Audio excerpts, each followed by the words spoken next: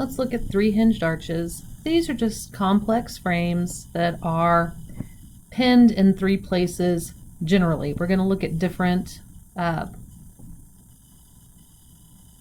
configuration for a three-hinged arch. So hinge, pin, those are the same words. So I've got a pin at A and pin at C externally, and then I have an internal pin at B, and we could call those hinges too. Exactly the same thing. And on this particular example, I've got my arch ABC. I'm going to highlight it because I have so many lines. So in this example, I've got arch ABC, and I want to find the reactions at all the pins, A, B, and C. So I'm going to start with my reactions. So I have a pin at A, so it means I'm going to have a horizontal AX and a vertical AY, assuming X and Y directions. C, same thing, CX and CY. B is internal, so I'm going to ignore it for now, but I do have an angled force here of 10 kips, so I'm going to break that up into the vertical 6 kips and the horizontal 8 kips. All right, now that I've got all that broken up, I can sum for my forces in the Y direction, and I will have AY minus 7.5 minus 6 plus CY, too many unknowns, summing forces in the X direction. I will have AX minus 8 plus CX, still too many unknowns. And last, I will sum my moments. Let's just sum about A, and I'm going to add everything that's counterclockwise. So we will have 7.5 times 6 acting clockwise. We will have 6 times 24 plus 12, 36, acting clockwise. And then I will have 8 times 5, acting counterclockwise about A. And then CY times 44, acting counterclockwise.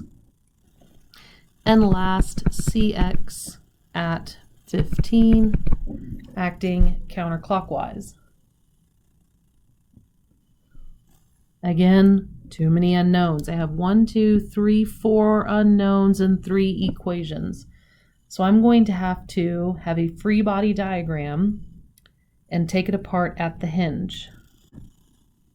So I've taken member AB off, and so I will have a BY and a BX value. And because I have a new free body diagram, I get to start all over again. So summing forces in the X direction, I will have AX and BX. Summing forces in the Y direction, I will have AY and BY minus 7.5. And last, summing moments about A, I will have 7.5 times 6 acting clockwise plus BY times 12 minus BX times 10. I now have 6 equations and 6 unknowns, so I'm going to set this up in a matrix. So I have my matrix set up here of all of my coefficients times all of my variables is equal to all of my constants, and I move those constants all to one side of the equation. I used a solver, and I find that AX is equal to 6.34 kilopounds, and that came out positive, so it's to the right. AY is 9.04 kilopounds, that came out positive, so it's up. BX is 6.34 kilopounds, and it's an internal hinge, so we're just going to leave it as a magnitude. BY is 1.54 kilopounds. CX is 1.65. It also came out positive, so that means it's going to the right. And CY is 4.46 kilopounds, and it came out positive, so it is acting up. What if this three-hinged arch were given to you? So this is a bridge deck, and we've got this evenly distributed load of 500 pounds per feet, and I want to find what the internal forces are at this point D, that is mid-span member BC. We have a equation for the curve of ABC, and it's y is equal to 0.1x squared. And let's get started. So A has a pin, it's going to be AX and AY, as does C, CX, and CY. This time A and C are at the same elevation, so I can actually solve for something. Summing moments about A. I will have my distributed load, so 500 pounds per foot acting over 100 feet, and the center acts at half of 100, which is 50. That's going clockwise, we'll subtract that. And then counterclockwise, CY acting at 100 feet. CX passes through, everything else passes through. And we find that CY is equal to 25 kilopounds up, which means if I sum for forces in the y direction, AY is going to equal the same thing.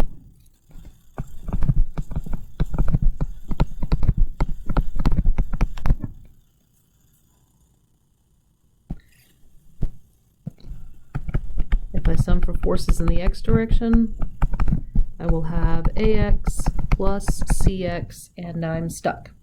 So now I'm going to take one section.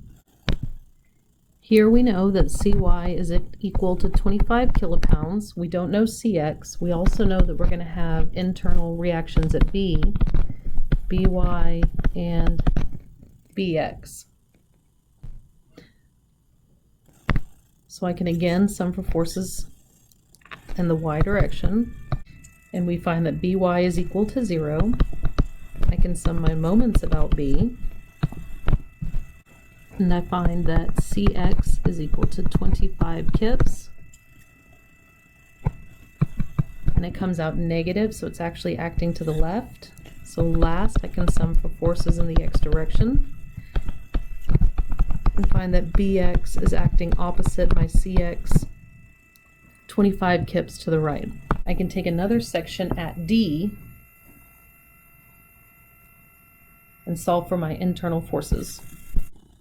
Here is our free body diagram BD with our two B reactions that we solved for previously.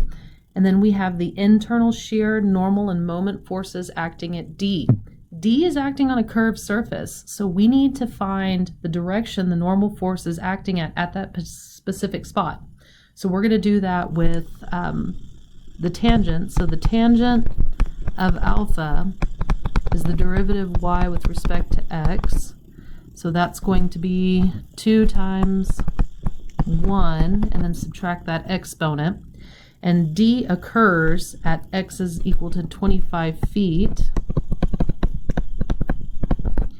And solving for inverse tangent, we get alpha is equal to 26.56 degrees. So there's that fun calculus coming into play. And that will also be the shear from the vertical, 26.56 degrees. With that knowledge, we can now sum for forces in the x direction. And we will have BX, which is 25 kilopounds,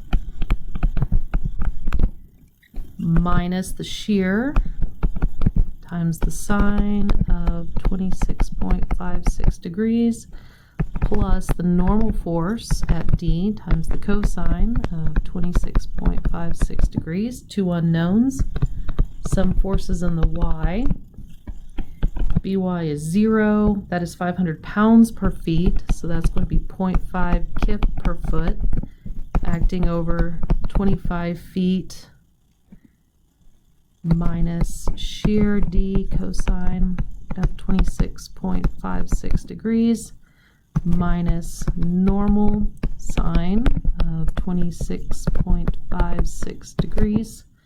So we have two equations, two unknowns, and we find that the shear at D is equal to 0 and the normal at D is equal to 28 kilopounds, but we get that to be negative, so it's actually acting in compression.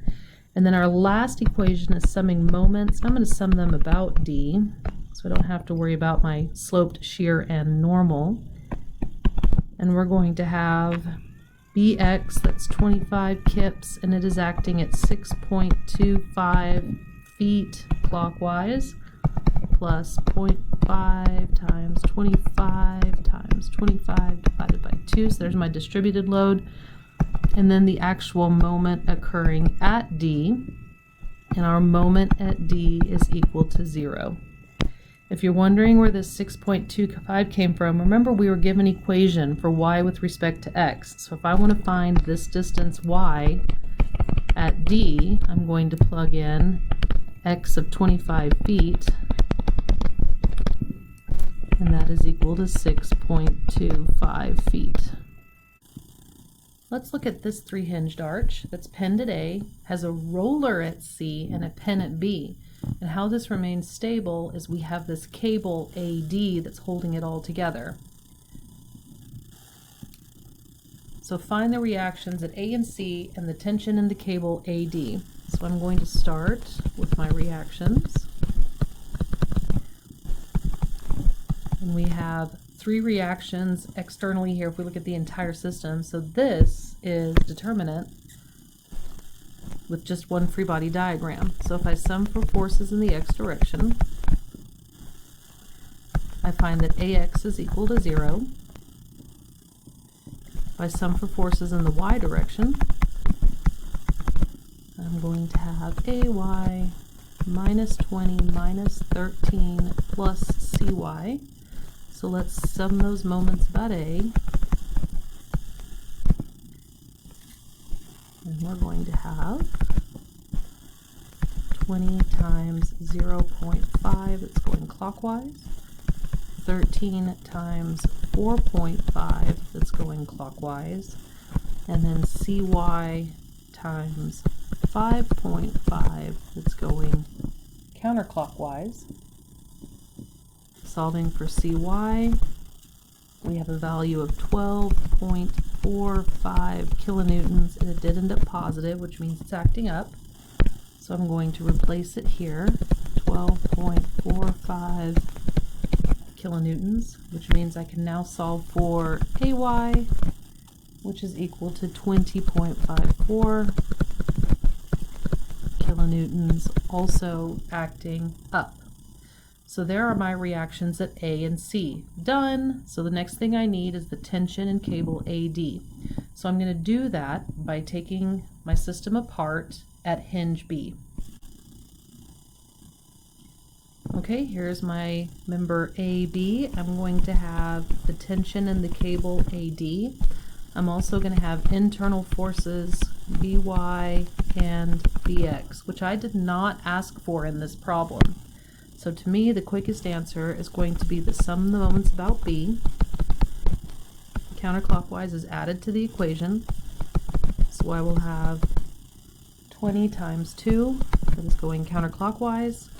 I will have AY, 20.54 times 2.5, that is going clockwise. AX is equal to 0, so I'm left with tension AD. And that is acting at 2 meters vertically from B, and it is going counterclockwise with the way that I have it drawn in tension. BX and BY pass through. So we have tension AD is equal to 5.68 kilonewtons, and it does remain in tension.